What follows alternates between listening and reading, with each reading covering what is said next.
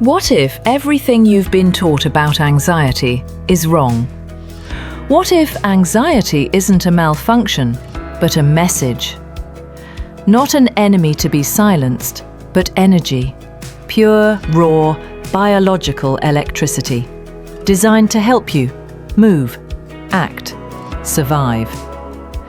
Because anxiety isn't fear. Anxiety is energy. Energy with nowhere to go. And today, we'll explore how to turn that trapped power into motion, into purpose, into life itself. Stay with me, because by the end of this video, you'll never look at anxiety the same way again. We live in a world that treats calm as the default and anxiety as disease.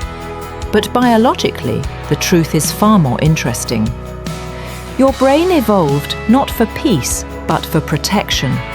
It's a prediction machine, scanning every sound, every silence, every flicker of uncertainty, asking one question: am I safe? When that question has no clear answer, anxiety begins. Heart rate rises, adrenaline floods your system, muscles tighten. It's not punishment, it's preparation. Your brain is loading energy, readying you for motion. The problem isn't anxiety. The problem is what we do with it. In the wild, the energy of anxiety ends in action, running, fighting, hiding. In modern life, it ends in thought, overthinking, worry, endless mental rehearsal. The same energy that once saved us from predators now has nowhere to go, and so it turns inward. That's what we feel as restlessness, panic, insomnia, or dread. It's not weakness, it's unused power. Neuroscientists describe anxiety as the activation of the sympathetic nervous system, a physiological switch that mobilizes energy when the brain detects uncertainty. But here's what's fascinating. Research from the Yale Stress Center and Stanford University shows that the way we interpret anxiety changes the way it affects us. If you believe your anxiety is harmful, your body reacts with constriction, heart strain, cortisol spikes, exhaustion.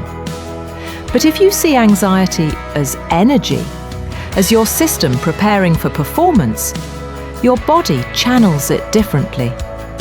Heart rate still rises, but blood vessels stay relaxed.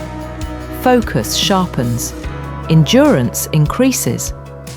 In other words, your mindset transforms your biology. Psychologist Kelly McGonigal calls this the stress paradox.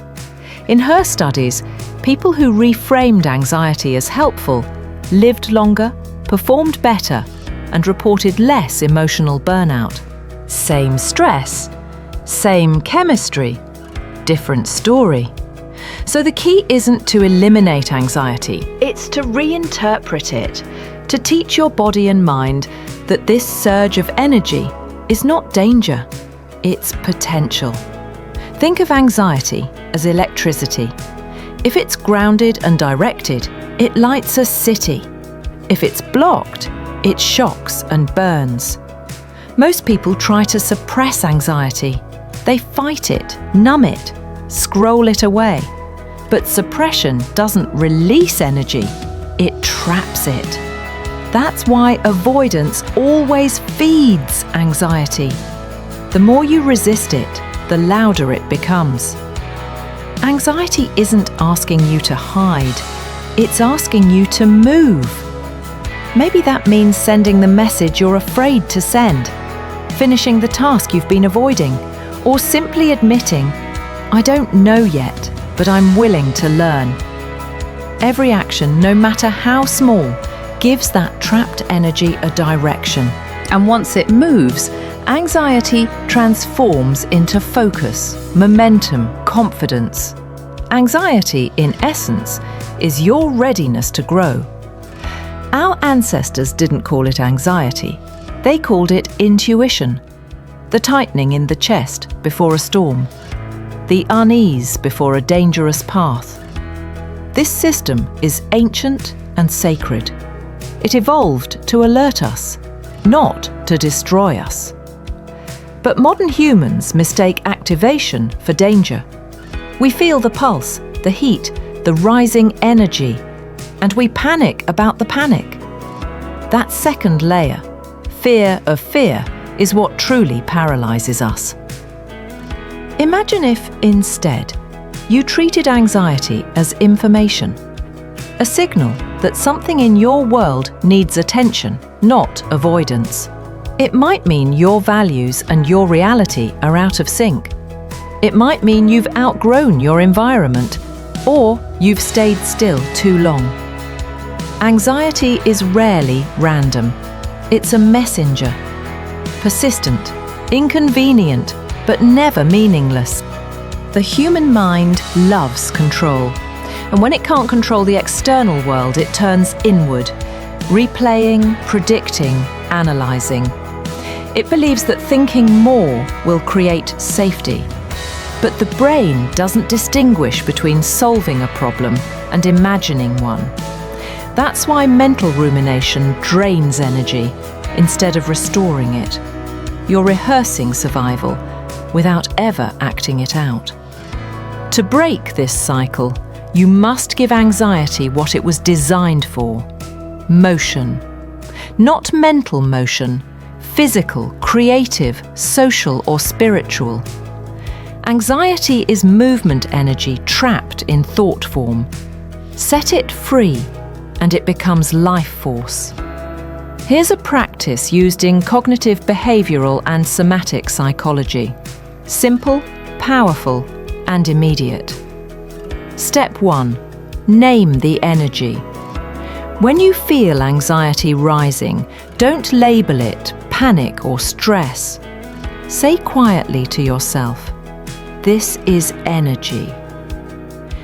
Notice where it lives in your body: chest, throat, stomach. Step 2. Breathe and redirect.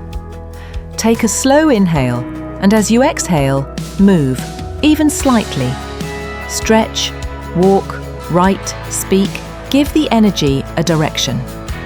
The goal isn't to calm down, but to channel the charge. Step 3. Ask the question: what action is this energy asking of me? Not what's wrong, but what wants to move. You'll be surprised. Sometimes the answer isn't a solution, but an insight, a truth your mind has been avoiding. Over time, your brain learns that anxiety is safe, usable, even helpful. That's how you rewire the stress response. Anxiety, at its core, is life reminding you that you care. You don't feel anxious about things that mean nothing. You feel anxious about things that matter. About love, meaning, identity, freedom. When you numb anxiety, you also numb passion, curiosity, and drive, because they're born from the same energy. So the goal isn't peace at all costs, it's aliveness with awareness. It's learning to ride the current without drowning in it. The paradox is this: when you stop fighting anxiety, it stops fighting you. When you listen, it softens. And when you move with it, it becomes creativity, courage, and connection. Anxiety is not a flaw in your design, it's a feature of your evolution. It's the electricity of existence, the pulse of a mind that's awake, a soul that still wants more. So next time the storm comes, don't try to silence it. Stand in it, feel the power in your veins, and whisper to yourself, this isn't fear, this is energy. Because when the storm is power, you don't run from it, you learn to ride it.